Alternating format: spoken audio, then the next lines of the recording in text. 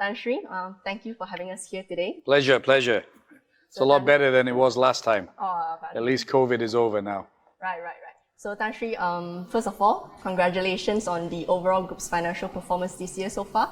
You have recorded more than threefold increase in revenue as compared to the same period last year based on your quarterly report, and for turning your profit report card from red to green. Also, congratulations for securing a $100 million investment for ADE. We look forward to hearing another success story from you, Tan Sri. So Tan Sri, we have a couple of questions for you. Call me here. Tony. Tony? Yeah, sure, Tony. easier. So Tony, we have a couple of questions for you here today. And your fans from the internet too have a couple of questions for you. Sure. So we're excited to see what you have for us today. Right, so Tony, our first question for you today is in relation to your brand.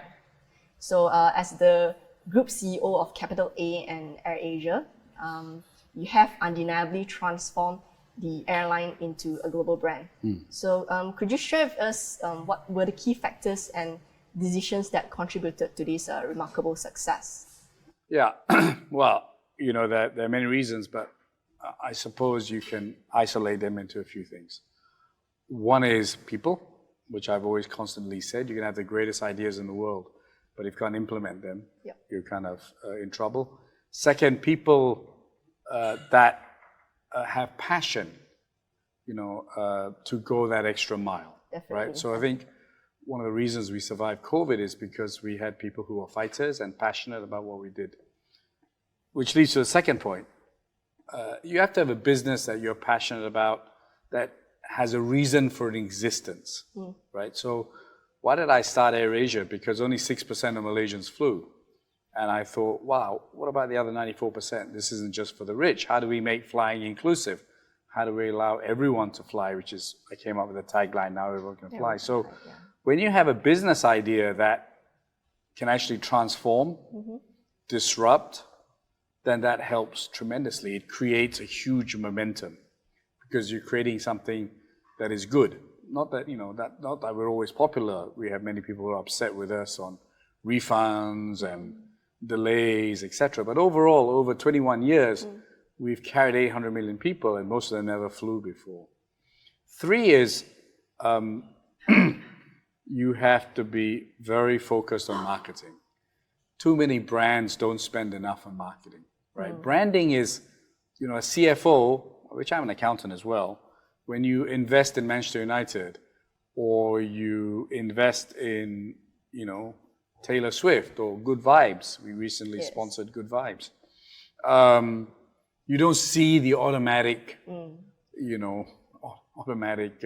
straight to the bottom line. This is a growing, evolving thing. In 21 years, we invested a lot in the brand. And our brand values are not just advertising, but what we've done for our people, taking first airline to have female crew, first airline to take a boy who carried bags or was a dispatch boy and made him a pilot. All of these add to your brand, right? And of course, I'm part of the brand as well. So those 3 things, I think, stand out. And then a business model that you're religious to. We have really stuck to our business plan, which was always there, by the way. When I started AirAsia, I never wanted it to be called AirAsia because I wanted to build other businesses, hotels, etc., around the brand.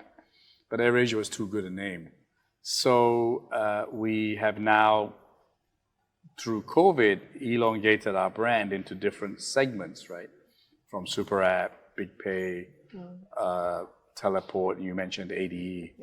So that was one of the pluses of COVID, that I accelerated our strategy of diversifying. But we can do that because we have a strong brand. So long answer to a short question, but great people, investment in the brand, both cash, but also in the culture. Having a business that makes a difference, really makes a difference. So, if I was to sell shoes tomorrow, it's much harder to promote that brand. It was that thousands of people selling shoes, right? But if you're the first airline to make you go to Penang or Hong Kong for a price you never dreamt of, then that in itself is a positive, vicious cycle, right? So I think the business we were in accelerated people knowing about us, right? Who doesn't want to travel? Who doesn't want to go to Australia or Japan or Bangkok, right? At affordable pricing. So I think picking the right business also helped build our brand, and then, sticking to our brand values. Maybe I can sum it up for you, Tashri. Yeah. So basically, it's the people, passion, marketing, and of course the founder. Wow. Yeah, and lastly, maybe the business model is very important in building a successful brand. Yeah. It's and sticking to your guns, right? So if you take AirAsia, we never changed our business model for 21 years. We're exactly the same, right? Red, one class, buy your food. We changed one or two things. We used to have free seating. Malaysians didn't like that. Yeah. But the model is basically the same for 21 years.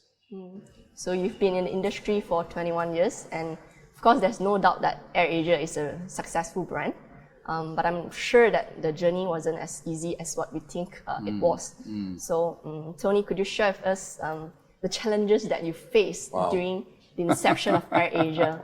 And you need a 10-hour program for that. And how you and your team actually overcame these challenges successfully. Yeah. Well, we've had everything, right? Tsunami, bird flu, earthquakes, national carriers, governments who don't like us, politicians who don't like us. It's hard to be a challenger. It's hard to go out there and, when you had a national carrier for so long, to try and disrupt without upsetting a lot of people. Yep.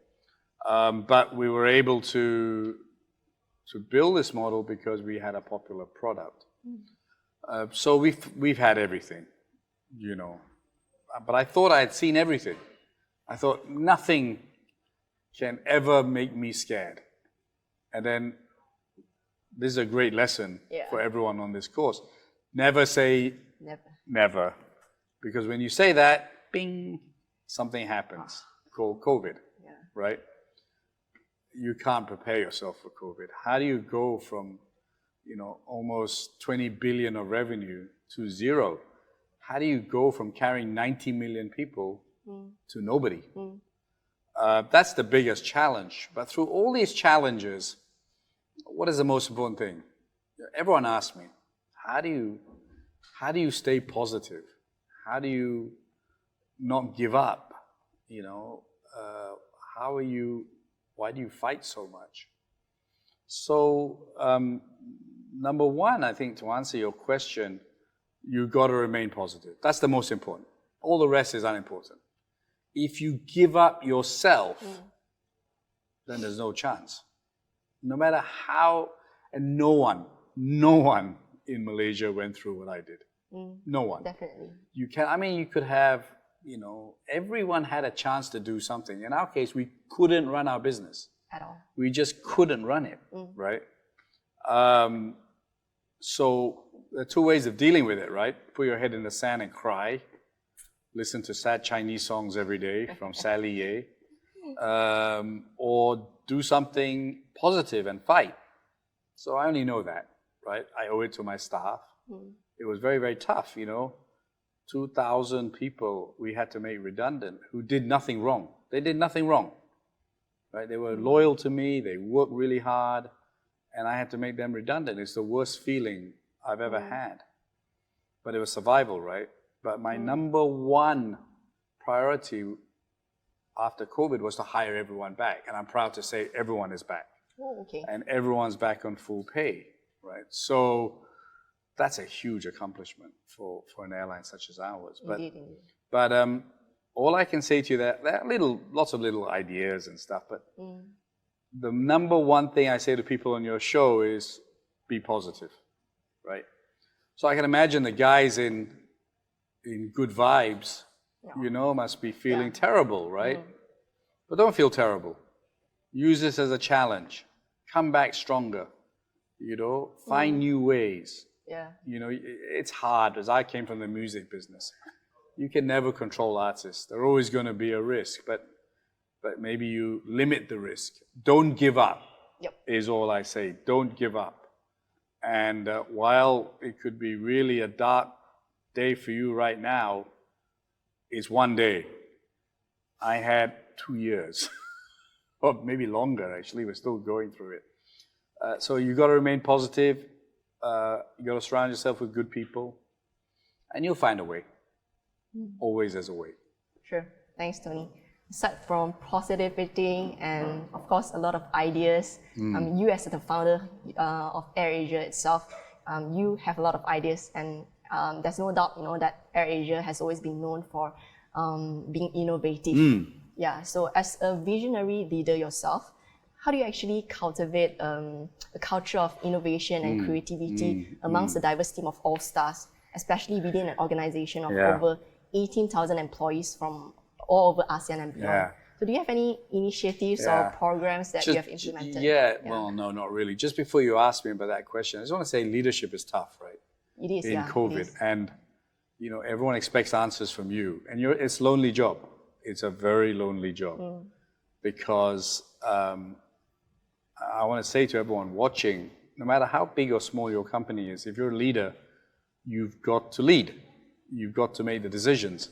You've got to remain positive, and you can't blame anyone else, right? So I think it's important for your viewers to understand one of the lessons of COVID is that you've got to remain positive. You've got to lead from the front, and you've got to keep finding solutions. I think it's really important. You've got to remain transparent as well. Going back to the innovation stuff, sometimes you can't train for innovation. You can hire for innovation. You can't train for innovation, but you create an environment for innovation. So what's the most important thing? Flat culture, number one, because ideas don't come just from me. But if you have a company that anyone is able to come and talk to you and say, I got an idea, that's a big start. And they feel they're confident in doing that. 2, ideas are not always great. I have a lot of ideas that have failed, right? But I rather try and fail than not try at all. Okay. Right? And so you've got to create a culture that it's okay to take risks and fail. Not all the time. That would be a disaster. But you've got to create a culture that people feel, I'm going to try. Because if you don't have that culture, no one's going to innovate. Why should they take the risk? If they're going to try something and they fail and they get fired, then be safe. Don't take the risk. So you've got to create that culture. And humans all have ideas. Everyone here, you've got ideas. Everyone's got ideas. It's whether you are able to implement those ideas, whether you feel courageous to go and say, I want to do this, whether you're empowered to do this. A lot of companies in Asia and Malaysia, everything has to go to the boss. And then it comes down, right? It doesn't work like that, really. And then 4, appreciation. I think, people want to be appreciated, whether monetarily, whether verbally. I think that's something we're good at. We appreciate ideas. Now, a lot of it still comes from me. And that's not a good thing either, just to let you know, because you make everyone spoiled, right? If you're the one doing everything, then why do I need to think? So that's also a problem. So it's a balance between that. But, overall, as you said, do I run courses? I think it's a waste of time. Everyone's got ideas, right? It's whether you allow people to take risks, come out with those ideas, and implement them. That's the key. I mean, I don't think you can train for innovation. I don't think so. What you can encourage, look, ideas, 90% of my ideas are not my ideas. They're from reading, they're from meeting you, they're from traveling, going into a Family Mart store in Korea and seeing something and think, oh, that's a great idea. You can encourage people to think out of the box. Out of the box, right? There are 100, I always say to my staff, when you come with an idea, 100 reasons to say, no, it can't work. There's one person who says, I'll do it. Let's try. That's the difference. And hundreds of people, you got to hire people who want to take a risk. right now. That isn't everywhere. You don't want to hire a pilot to take a risk. You want him to follow the rules 100%. Follow the guidelines, yeah. But you want a marketing person or a product person to take a risk, right? So I think hiring the right people, but putting them in an environment that they can believe that they can innovate and take risks and be wrong sometimes. So basically creating an environment for your staff to innovate, and then empowering them, and then of course it comes appreciation if their idea did work. And very important, not whacking them if they fail. Oh, definitely. Right? Yeah, ideas, of course it fails and works certain times. Yeah. Correct. Yeah. So speaking of innovation, Tan Sri, you can't help calling me Tan Sri, can you? Oh, Tony. Yeah. Speaking of innovation, AirAsia has gained its recognition in basically revolutionizing the aviation industry through its pioneering low-cost model. So looking ahead in this dynamic and competitive market, how do you envision in continuing in this legacy of innovation? Well, one is humility. I think it's very important that you never think you're better and can never be beaten. As soon as you think you're the best, that's the end of you. So you got to be honest. I keep going to honest and transparent, right? You got to realize, is MAS doing a better job than us? Is Lion Air doing a better job than us? Is Emirates? And that, I view competition positively. Most people view competition as, oh, I hate them, want to kill them, all this kind of stuff, right? I think if you look at competition as, well, they're going to make me better. They're going to push me. Then, that's the right way. Too many of us focus on, I see new airlines trying to irritate me, trying to bring me down, trying to say, oh, they're better. I just want to say, we need to be better. We don't talk about others. You'll see, I never talk about other airlines. I'll make jokes, about animal airlines or whatever, but you will never see me talk about another airline because that's not my job. My job is to make AirAsia the best. So I don't look at competition as negative. I look at it as they'll make me better. If I was the only low-cost airline, we would be complacent. But by having competition, it keeps me on my toes. And you need a challenge, right? So, even down to losing weight. My best friend is Nazir Raza, and he took a picture of me and it looked like I was pregnant. And then he sent it round to everybody, right? So then I said, right, that was the one thing. I've talked about losing weight all my life. So that photo really irritated me. It makes you determined. So I was determined, right? And then he saw me losing weight and he thought, oh, I want to lose weight as well, right? And then we were competing against each other. So you need competition. But I view competition as a positive, not negative. Yeah, I think having good competition is always good. Makes you better. Yeah, people in Asia don't like competition. We like monopolies, right? Yeah. We like to, and I think that's wrong, right? I think it's wrong. We're now in the ride-hailing business, and we've just discovered Grab has a monopoly on daily insurance. And we're going to try and change that, right? One of the reasons we can't get enough drivers is because we don't have the access to give them daily insurance. I see. And I'm like, why? Oh, Grab has a monopoly. So, we'll change that. I'm sure the government will change it. But, we seem to focus on blocking competition than encouraging. There's not one time I can proudly say that I've told any Minister of Transport or any Prime Minister, don't let another airline start. Never. In fact, a lot of the airlines, we support them.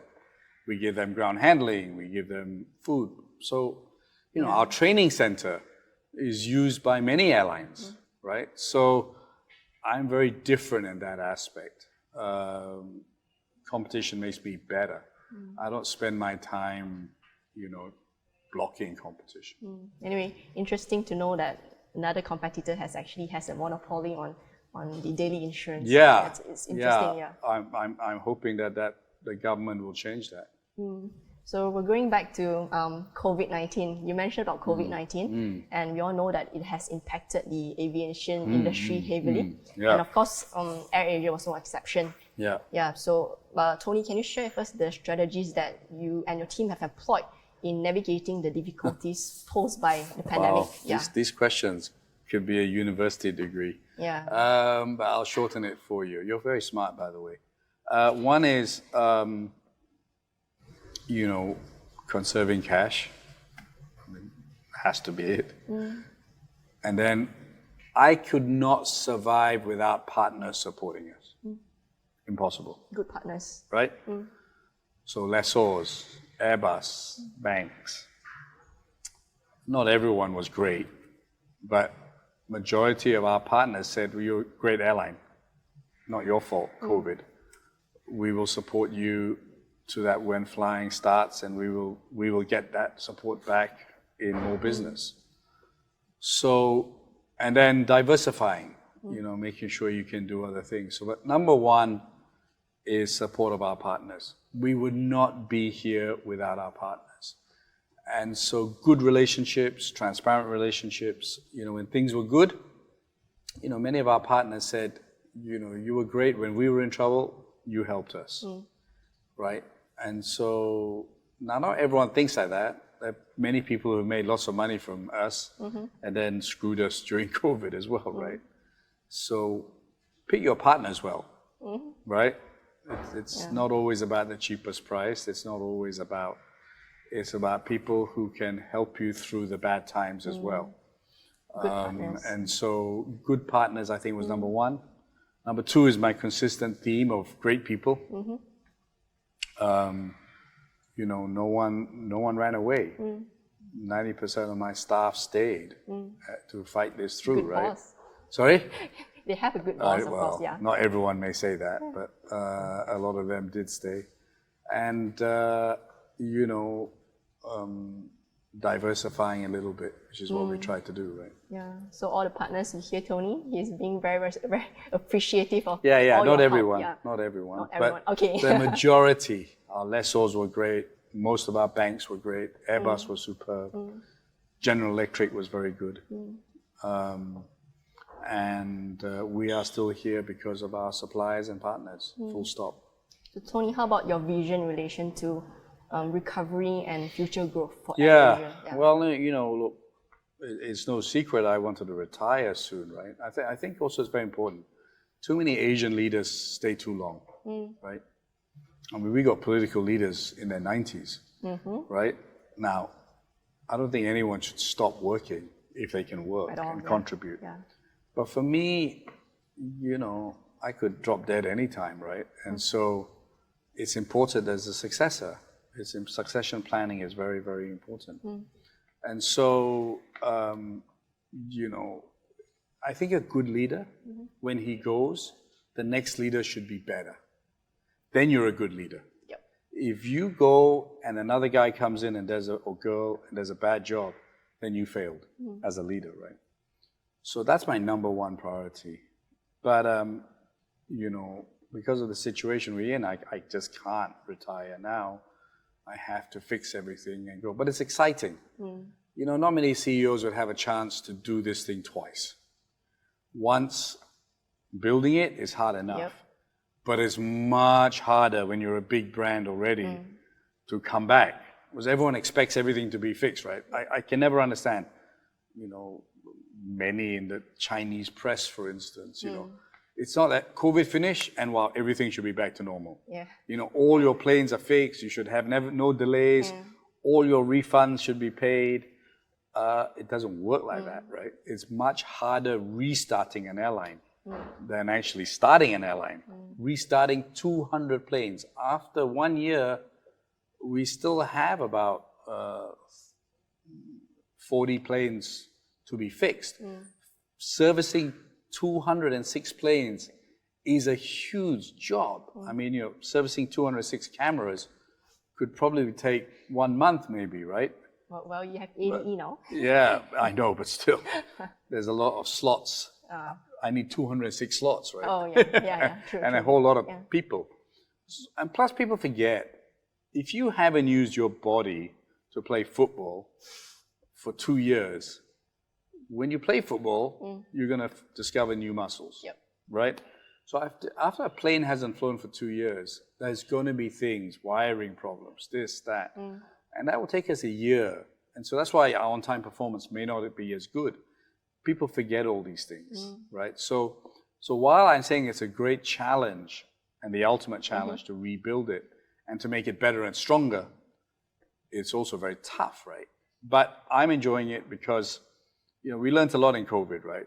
I mean, imagine having to refund $2 billion,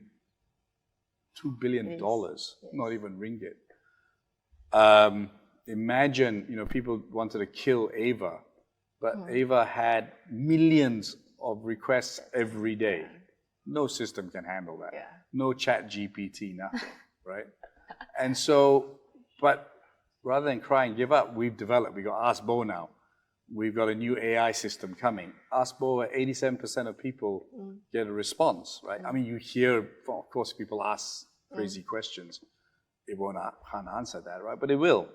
So for me, to end on a positive note, this is a great second coming. Not many CEOs have a chance to restart an airline, learn from the mistakes and make it better. And I think AirAsia will come back better and stronger than we ever. For instance, we tried an airline in India. We tried in Japan. Look, our strength is ASEAN. Let's stick to ASEAN. Sometimes you get too carried away. The name was AirAsia, right? Saying, oh, wow, let's build it all over Asia. But beyond me, maybe the next CEO, let me build the strongest airline in ASEAN first. So all the passengers, you hear Tony? Please be kinder to AirAsia. Yeah, I mean, I think it's easy to criticize, right? Yeah. But remember this. If I paid all the refunds back, we'd be bust. Definitely. Money doesn't grow on the tree, right?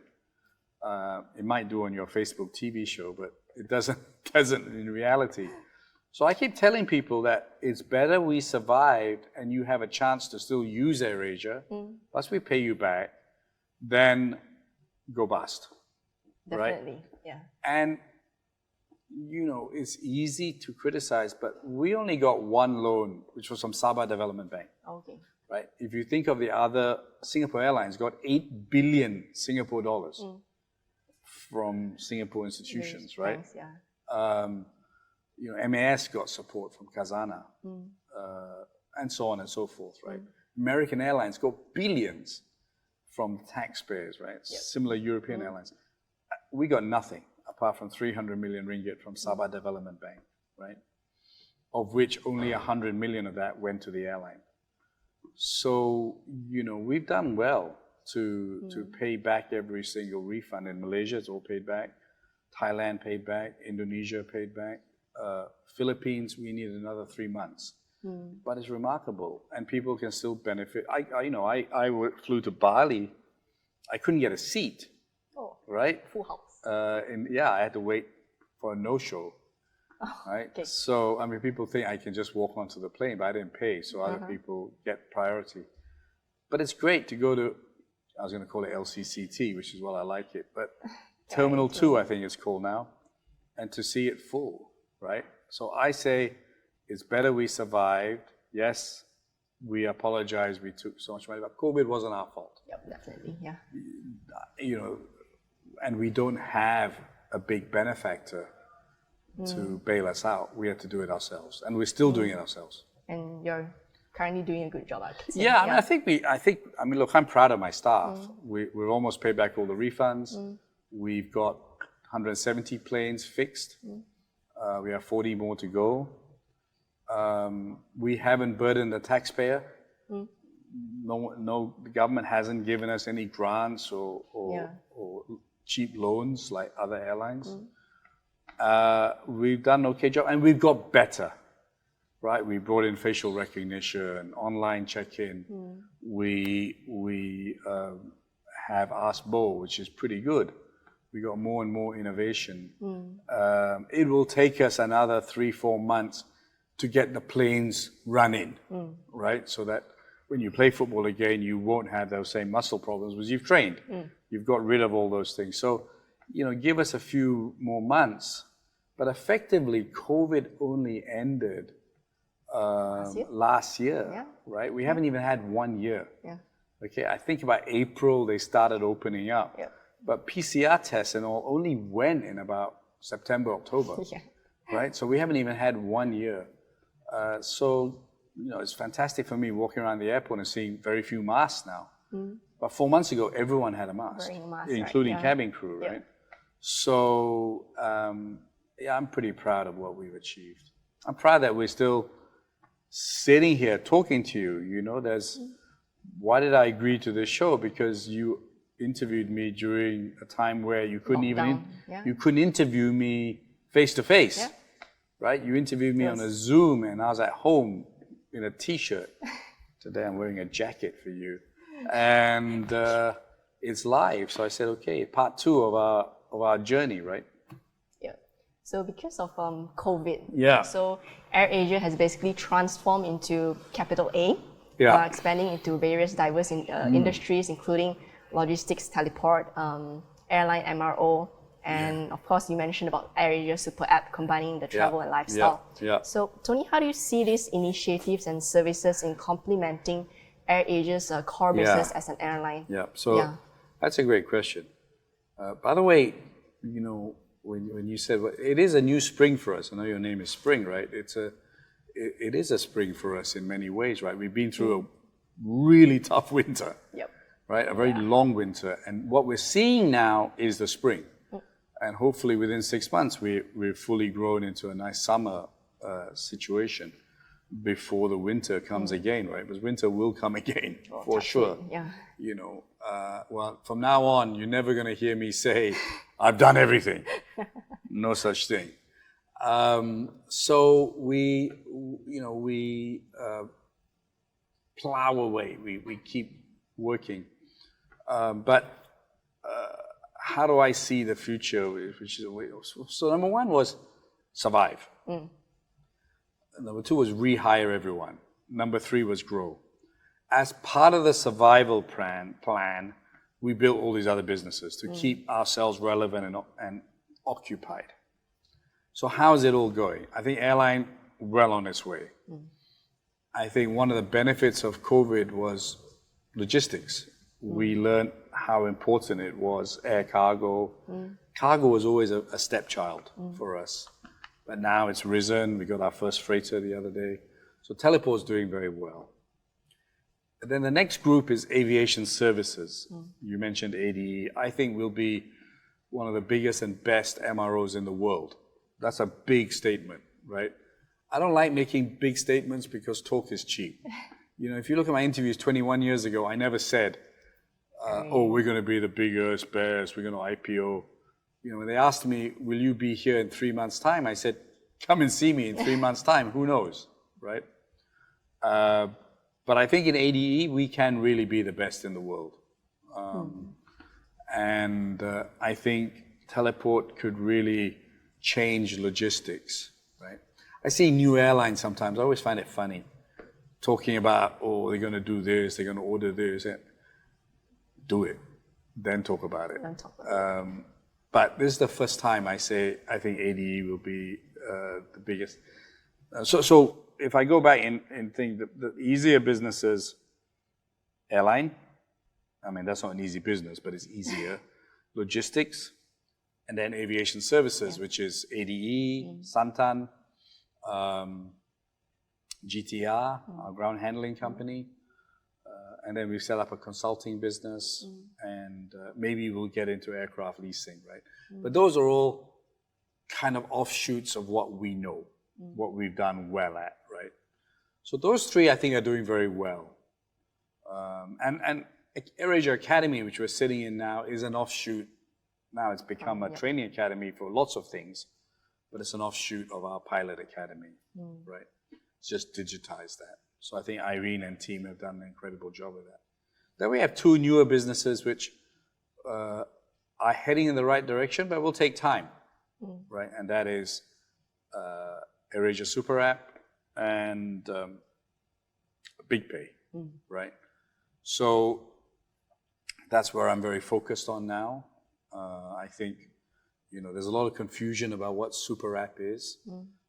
Let me clear in front of all your audience, because your audience are influencers and powerful community, to be honest. Super App is an online travel agent, right? It had many faces. right? Oh, are we food delivery? Are we this? Are we that? Because there was no travel when I started, right? It's a travel app, I see. right? Now, when you travel, what are we going to do? We're going to do more than just Expedia or Traveloka, who basically just sells you a hotel and a flight. That's it.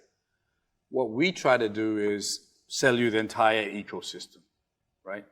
So our ride hailing is, for me, a tourism and an airport product. Okay, if it morphs into more than that, that's a byproduct, but it's not set up for that.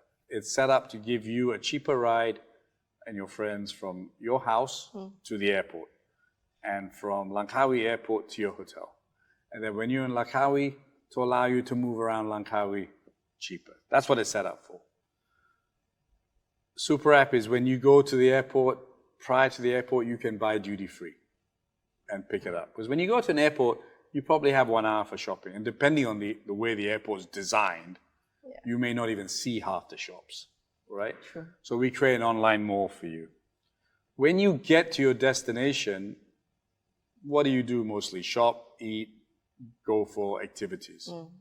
So everyone provides activities like Klook and Be My Guest and all of that. So we will do activities. But we will give you 2 dining options. One is opportunity to go to restaurants and get a discount at these restaurants, so kind of a Groupon for restaurants. And food delivery, because sometimes you just want to eat in your hotel, right? So we partnered with Food Panda on that aspect, right? And so we will continually to evolve into giving you travel options. So we're not a Grab. We never want to be a Grab because we will never make money in food delivery. But we want to give you, when you go to Bangkok, a chance of doing everything that you would on our app. And then you have our rewards. We want to give you travel content. We want you to connect with people. So it's a pretty cool app. Now, you must remember, I didn't have another benefactor giving me lots of money to go and build this, right? Some of these super apps got $10 billion. I had 10 cents, right? But, and this is also important, you know, how do you compete with Grab? How do you compete? People will be saying to me, right? How did I compete with MAS and SQ? Good people and a good business model, right? And strong marketing. Your first question, right? So again, even to yourself, you're probably thinking, how are they going to take on Grab? But then we took on MAS with 2 planes, right? And SQ with 150 planes, but we're still bigger than them. So it's about getting the right business model. It's about creating an ecosystem that works with each other. So over the next 6 months, you'll see that. But we didn't have money, and so it's taken us longer. But I'm very, very excited about the super app. And Big Pay is part of that. When you travel and you use your credit card, you're losing a lot on exchange. But you have Big Pay now. So everything we built is for you, the traveler, to save money. Save money when you use our card. Save money when you use AirAsia Ride. Cheapest flight, cheapest hotel. Connect. You may not want to fly. We don't fly to London. But we can take you from Tawau to KL or Singapore or Bangkok. And then you can catch another airline, partner airline, right? So that's new. We will give you, we're not going to be pushing the Ritz-Carlton. We'll be pushing affordable hotels and building more hotels. We'll give you a cheap airport ride and so on and so forth. So everything that we are doing in Super App is about reducing your cost of travel, right? And the young majority of you guys, looking at you, all want to travel. COVID's finished, by the way. So COVID's finished. So we want to give you not just the flight and the hotel, but everything to give you value. And we're appealing to the mass market. That's our DNA, right? Being inclusive. So you got to fly to Bangkok with AirAsia, but you want to fly to Barcelona, right?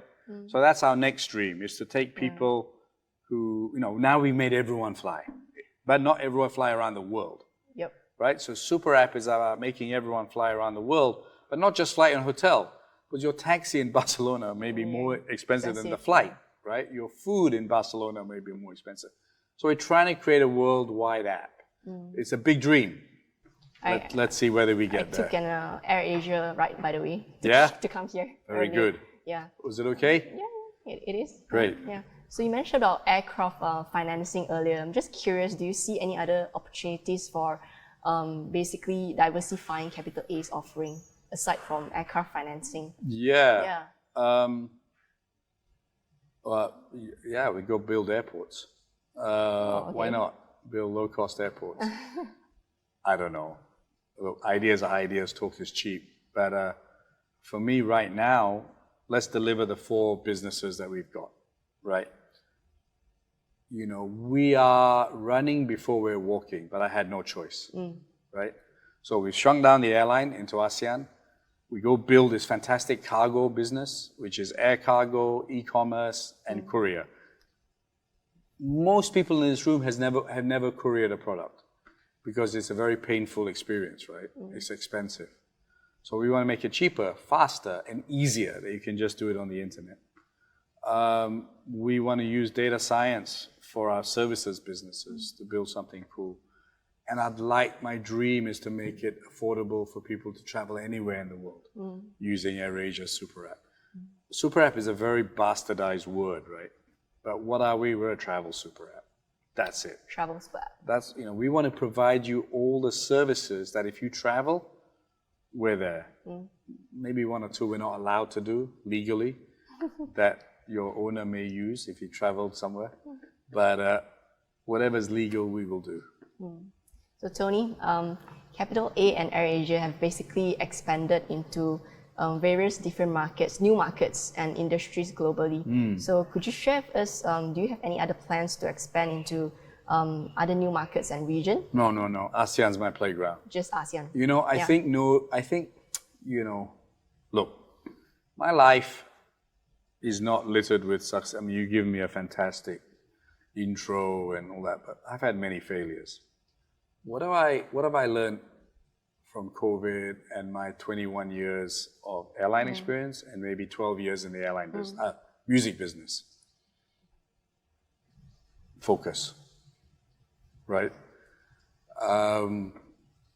You got to know your limits. I tried to do Formula One, football, lots of things, right? You can't. You can't. I tried to go to Japan, India. I mean, these are huge countries, right? So stick to what you know, especially in the airline business, right? It's full of politics, it's full of regulations. Stick to where you know best, Can AirAsia one day be in other countries outside of ASEAN? Yes, but not under me. Let me develop. ASEAN's got 700 million people. Let's build a great business. Now, McDonald's is not political, it's food. It can expand everywhere. But airlines, wow, it's tough, right? So can Santan sell its food all over the world? Yes. If there's one business that I think we could be a global supplier, it's Santan. Right? I think Super App can be a global leader for people who want to come into ASEAN and go out of ASEAN, right? But I don't think there's any other business that we can really say we're global. How about within ASEAN and when considering potential new destinations within ASEAN? I mean, ASEAN, there's still a lot to do. We're in 4 ASEAN countries. We're about to start a 5th one in Cambodia. Oh, I see. Right? So that leaves us with 5 more countries in ASEAN, right? Myanmar, which politically is difficult at the moment. Vietnam, which I'd love to go in at some stage. China? No, China's not in ASEAN. Oh, sorry. What did I say about you being bright? Then we have Singapore, Brunei, Laos, right? So, that's my dream, is to try and have representation in all of ASEAN before. I think Grab has done a very good job. They're in most of ASEAN. I'm a big believer in ASEAN. There's 700 million people. China, not in my lifetime, I don't think, you got to know your strengths. And I don't think we would succeed in China. We didn't succeed in India. those are big, complicated markets, right? So know your business, know your market, know where you're strengthened. So for me, first was build a strong business in Malaysia.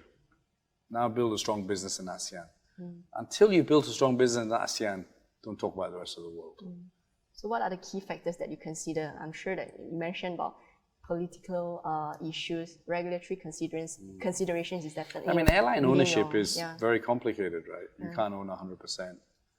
That causes a lot of inefficiencies. But, some of other businesses we can, so it's easier. But, also, you've got to... If I go into, let's say, London with Super App, you've got to have a different sense of, even low-cost carrier. Can I go into London and beat Ryanair and EasyJet? No chance. That train has left, right? When I started AirAsia, there was no low-cost airline, right? And the competition wasn't so strong. Similar for all the other businesses, Super App, Big Payo. There is competition, but there's space, right? But going to London, AirAsia ride, no chance, no brand. Your questions all lead up to the way I run a business. Who knows AirAsia in France? Very few.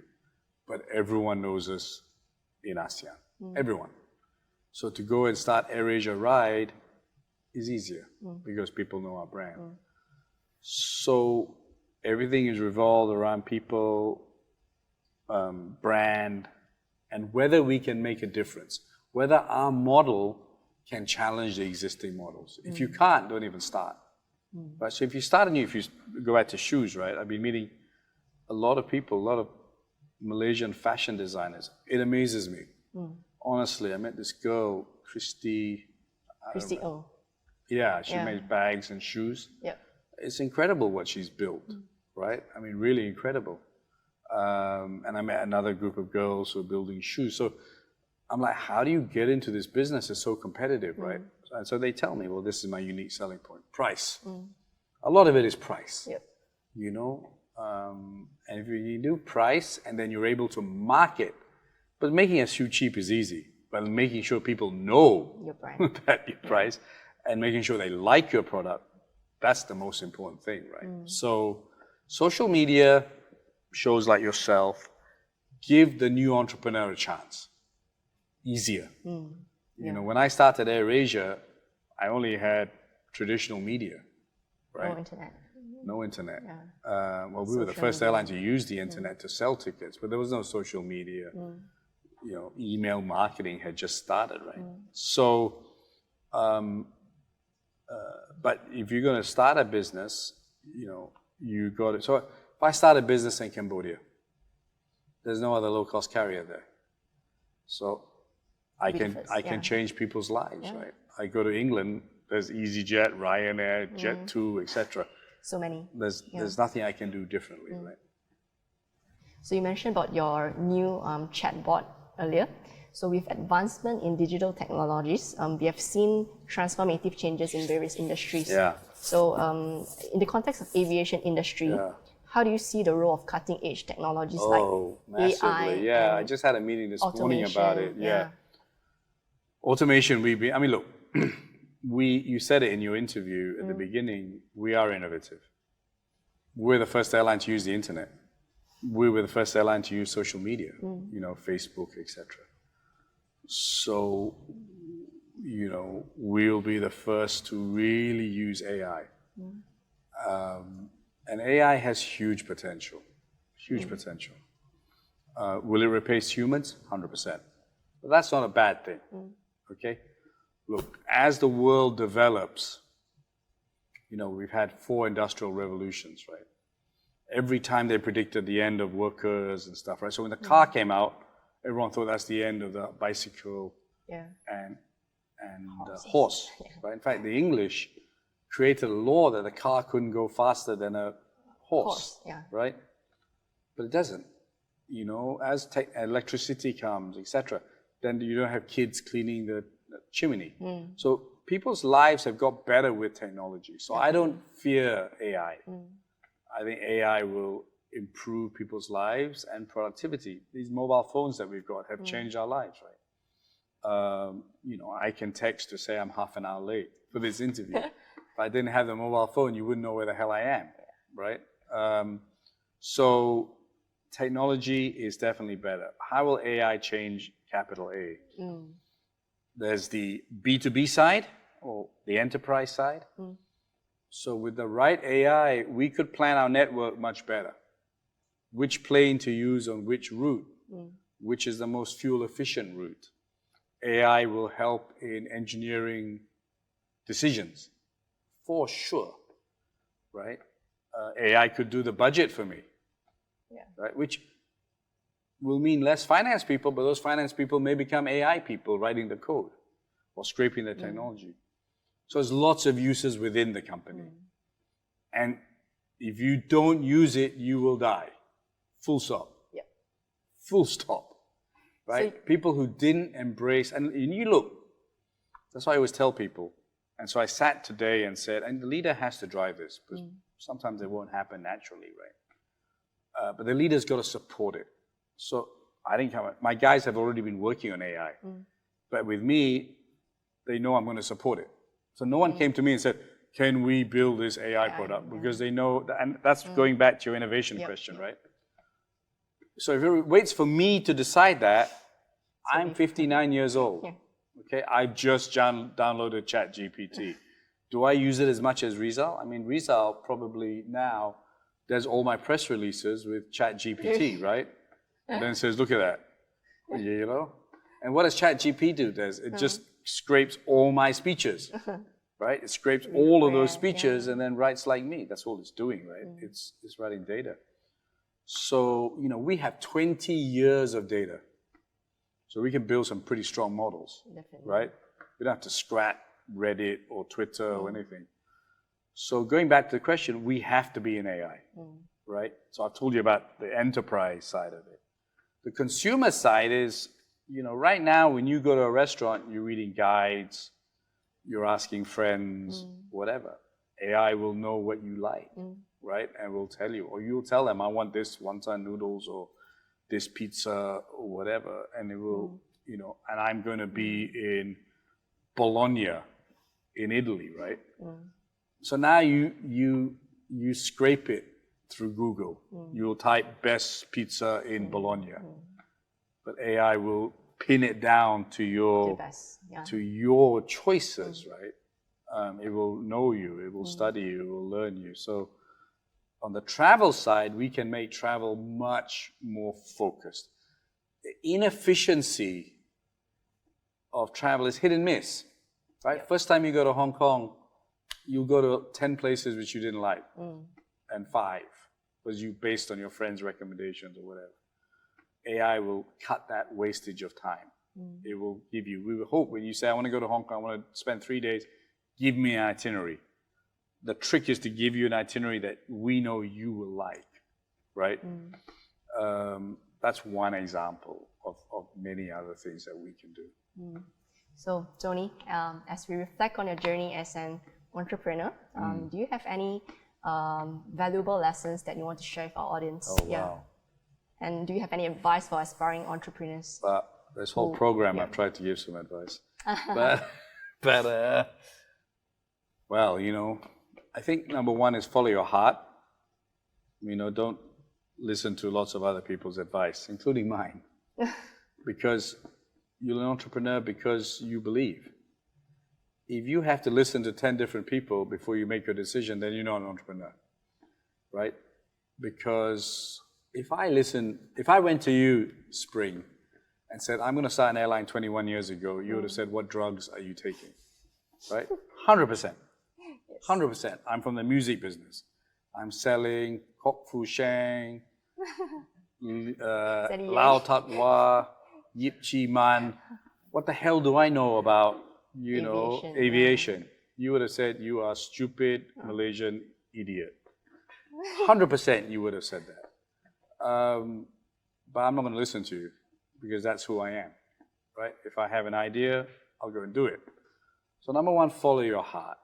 Follow your instinct. Yeah, And your instinct won't be always right. I've had many mistakes. But I'd rather sit there at 60, I used to say 55, but I'm already 59, and say, I wish I did it.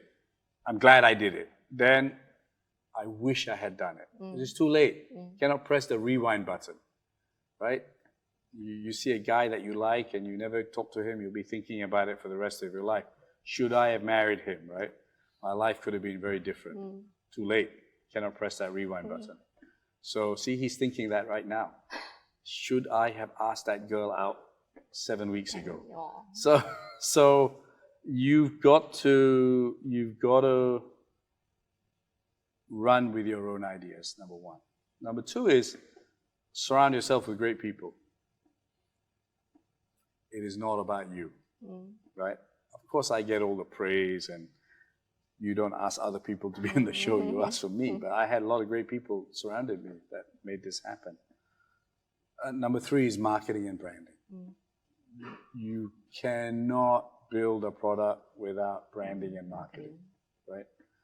If I go out on the street now with you and say, give me 3 things about AirAsia, 100% they will say low fares, or red, or my name, or good-looking cabin crew, male and female. They will say those, not many, right?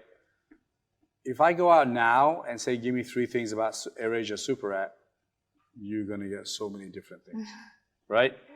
So that's the difference between a brand that is built and established and a brand that's developing. In progress. Right? But you got to keep that focus. And 4, have fun. You know,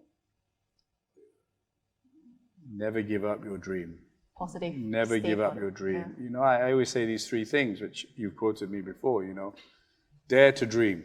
It's okay. It's all right to say right now, I want to take on Grab. It's a dream. You know, it's okay to go and say, I'm going to take on FedEx and build a cheaper, better courier service. If I don't get it, I don't get it. But I try. Right? And you calculate your risk. 2 is never take no for an answer, right? Everyone said I was crazy to start an airline. Everyone. 21 years ago. 21 years ago. Well, maybe even 20 years. Only after 2 years, they said, oh, not so crazy. Right? I remember Vincent Tan coming to me and saying, why did you not ask me to invest in AirAsia? I said, you wouldn't even talk to me. So what are you talking about? Right? You would have thought I was a Papa John's pizza delivery man if I came to see you at Berjaya Tower. So no one's going to believe in your passion and ideas, right? That's what makes entrepreneurs entrepreneurs. But you have to have fun because it's lonely. And you have to never take no for an answer and believe the unbelievable. You know, who would have thought someone who was selling Chinese dangdut, nasheed music is being interviewed on your show talking about airlines, right? Carrying 800 million people. We've carried 800 million people. That is almost the population of China. That is unbelievable for a small country like Malaysia. Malaysia has a population of 30-odd million people, right? But AirAsia has built a brand that is known by billions. I don't think there's a brand from Malaysia that is more well-known than AirAsia. I really don't think so, right? And, you know, if you think Petronas, you know, a lot of people will know them through Formula One, but they spend a lot of money for that, right? But I don't think there's any, you know, maybe Genting, maybe. But worldwide, I think AirAsia is probably the most famous Malaysian brand. And that is from believing the unbelievable, believing that we could do it. I remember a long time ago, I said, you know, well, they said, what would be your dream? And I said, 2 things, right? Which is a good way to end this program. One is, I want a company that people love working here, that people are happy. And not everyone's happy, but in 21 years, we have no unions. We haven't had 1 day of industrial action, not 1 day. And 2 is to build a brand that's as big as Coca-Cola now. I don't think I'll get there in my time, but maybe the next CEO will be able to do it. But we've certainly built a brand that is as well known as Coca-Cola in ASEAN. In Malaysia, 100%. Everyone knows AirAsia, right? Coca-Cola has been in Malaysia for 100 years. We've been around for 20 years, right? In Thailand, Indonesia, Singapore, everyone knows us. So that's a dream that has happened. That people in America know AirAsia or Coca-Cola more, 100% they know Coca-Cola more, right? But we don't operate in America. Where we operate, I can proudly say we are as well known as Coca-Cola, right? Or any big brand. Samsung, you know, whoever, right? That's out there. We're probably one of the top brands. That's something that is believing the unbelievable. It was 21 years ago, very few people knew us in Malaysia, right? So, my advice to entrepreneurs is think big, dream big. Dream for the right reasons. A lot of entrepreneurs start a business because they want to be a billionaire. Wrong. Start a business because you want to make a difference. You want to provide cheap shoes, you want to provide low-price flights, you want to produce a car that everyone can use. Start a business for the right reason. Money will come. May not come. You may make it, you may lose it. Love me or hate me, if I get hit by a bus tomorrow, and many people would like to drive that bus, no one can take away that we changed flying forever. You said it, right?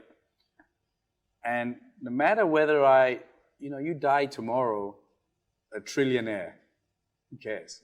You're gone. But your legacy lives on forever. Long after I've gone, people will still remember we started AirAsia, right? We, not just me. But, and that is, in our small way, we helped many people. Well, many people are still upset with me over refunds and stuff. We helped many people. That, to me, is why you should start a business. As I said, I just walked into, why did I start AirAsia? Just walked to Terminal 2 in KLIA. And you see, not everyone's happy because there may be delayed flights, but majority of people are happy, right? And, I could die a rich man, a poor man, who knows? But no one can take away that I changed millions and millions and millions, hundreds of millions of people's lives. I mean, no one can take away your legacy.